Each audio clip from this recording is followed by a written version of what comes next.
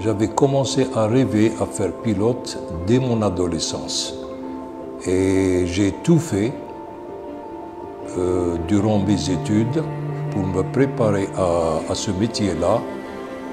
J'ai eu de la chance, je suis parmi beaucoup d'entre nous qui ont réussi à réaliser leur rêve. Le rêve de pilote, c'est la découverte, comment dire, l'inconnu, vivre dans l'inconnu, résoudre des problèmes auxquels on s'y attend le moins. Il faut savoir aussi que dans notre domaine de l'aéronautique et surtout dans la formation de pilote de ligne, nous avons beaucoup d'idées reçues. Déjà, pour commencer, on nous dit toujours que les gens, bien les personnes pilotent des petits avions, cela veut dire que nous ne pourrons pas piloter de grands avions, alors qu'en vérité, c'est juste une affaire de qualification machine et de licence. Les porteurs de lunettes, par exemple, ne sont pas exclus du métier, tout simplement. Et la vision parfaite qu'on entend parler est réservée uniquement pour les pilotes de chasse. Maintenant, on peut dire qu'on peut offrir les mêmes prestations de service qu'en Europe, sachant que c'est les mêmes réglementations, la même licence et le même cadre aussi de formation. Donc en Algérie, on peut devenir pilote de ligne. Et aussi, il y a une autre barrière qui est très importante, c'est celle qui revient toujours. On sait très bien que la formation de pilote de ligne est une formation très coûteuse, mais de fait qu'elle se fasse en Algérie maintenant, elle est quand même assez, disons, intéressante par rapport au prix à l'international. Il y a aussi une autre idée reçue qui revient, c'est l'âge. L'âge n'est pas vraiment un facteur. Certes, il y a certaines recommandations. Par exemple, pour le pilote privé, il n'y a pas d'âge limite hors d'avoir la visite médicale qui concerne la licence de pilote privé. Sinon, les recommandations, bien sûr, il faut être quand même assez jeune pour débuter et prétendre à une carrière de pilote de ligne. Les différentes compétences d'un pilote, c'est tout d'abord le savoir. Savoir, qu'est-ce que c'est? C'est toutes les connaissances théoriques qu'il acquiert au cours de sa carrière afin de maîtriser au mieux son métier. Et nous avons par la suite le savoir-faire qui sont les compétences opérationnelles, c'est-à-dire mettre en pratique toutes les théories qu'il a acquises. Et en dernier lieu, il y a le savoir-être, c'est les compétences du comportement. On prend comme exemple les capacités d'écoute, la gestion du stress, le sens d'initiative et le travail en équipe. L'intégrité et l'honnêteté intellectuelle, qui sont les principales qualités qu'il doit posséder.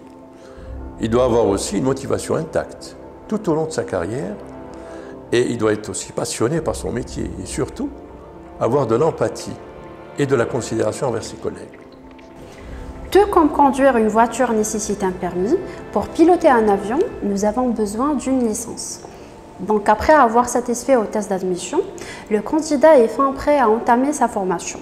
Cela se traduit par l'obtention d'une succession de licences et de qualifications que l'élève pilote obtiendra tout au long de son parcours ou bien de son cursus de formation qui est sanctionné par une licence finale appelée la licence de pilote de ligne, bien la TPL-A. Initial pour dire Airline Transport Pilot License et le A pour désigner Aircraft. En tant qu'enquêteur NTSB, je trouve que le respect des standards, la communication, la bonne communication, le travail en équipe, ça représente la sécurité des vols. Apprendre de la menace et l'erreur, la bonne connaissance de la situation en cas d'urgence ou un problème technique. Pour pouvoir y arriver, à chaque fois on dit qu'il faut travailler dans les mathématiques, dans la physique, mais pas que. Donc c'est tout un parcours qui commence à se construire dès l'enfance. Donc il faut bien travailler à l'école, avoir de bons résultats pédagogiques, primaire, CEM, lycée et par la suite finaliser par des études universitaires. Ce qu'on peut vous recommander, bien sûr, c'est des filières scientifiques, à savoir des bacs scientifiques, maths-LM ou dans toute filière technique. Les tests d'admission sont établis pour pouvoir déterminer si le candidat, le futur élève pilote, pourra mener à bien sa formation et la réussir jusqu'à la fin. Donc ces tests-là sont composés de 2 parties. Donc nous avons la sélection école et la sélection au niveau du Centre national d'expertise médicale du personnel navigant. Là où il doit passer une expertise médicale pour déterminer s'il n'a pas de problème de santé, s'il est en mesure de pouvoir faire cette formation. Les tests d'admission au niveau de l'école ont été établis pour pouvoir déterminer ou évaluer les connaissances acquises lors du cursus pédagogique initial. Donc, ils sont composés d'évaluations en mathématiques, en physique, en langue, notamment français et anglais, mais aussi nous avons une évaluation psychotechnique et psychométrique. À la fin, il y a ce qu'on appelle un test simulateur qui nous permet d'évaluer le candidat sur ses gestes moteurs et ses réflexes. Et j'ai eu ce privilège d'être contrôleur et d'être en relation pratiquement en permanence avec les pilotes. Cette relation entre contrôleur et pilote, c'est profond et c'est très intime. Faire du pilotage, faire du contrôleur, c'est initialement aimer cette fonction. C'est un métier noble.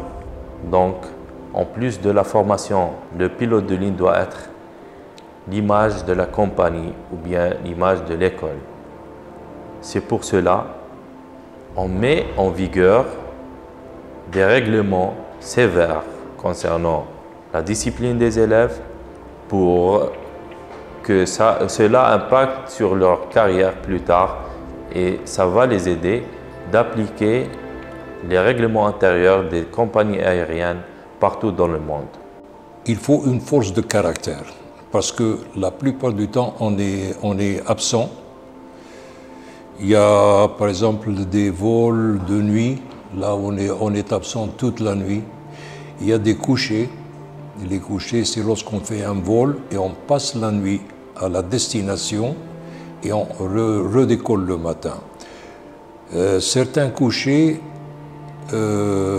comprennent une nuit, d'autres couchers peuvent aller jusqu'à une semaine. C'est-à-dire une semaine absent sans la famille, sans les enfants, etc. Concernant la qualité de nos services, nous avons mis en place une politique qualité stricte et réglementée visant à garantir un système de qualité tout en veillant à l'amélioration continue, afin que vous puissiez évoluer dans les meilleures conditions qui soient. Avec le support de la direction de l'aviation civile et de la météorologie, pour notre école principalement et pour nos homologues algériens, nous avons eu la chance de pouvoir proposer une formation qui a longuement été proposée à l'étranger pour permettre aux candidats algériens de faire leur formation CGE dans notre pays, et ce qui répercute grandement le coût global de la formation, qui est généralement considéré comme une barrière ultime pour réaliser son rêve. Nous ne considérons pas le mot concurrence, mais nous sommes plus dans la vision d'homologue. Cette vision permet de monter en vitesse de développement de notre secteur d'activité en Algérie, mais de pouvoir aussi apporter une offre globale qui nous permettra d'entrer dans le marché international et de pouvoir avoir une part de marché et avancer de plus en plus. C'est une chance à saisir pour réaliser son rêve d'enfance. Et si vous regardez cette vidéo, c'est que vous êtes à la bonne adresse.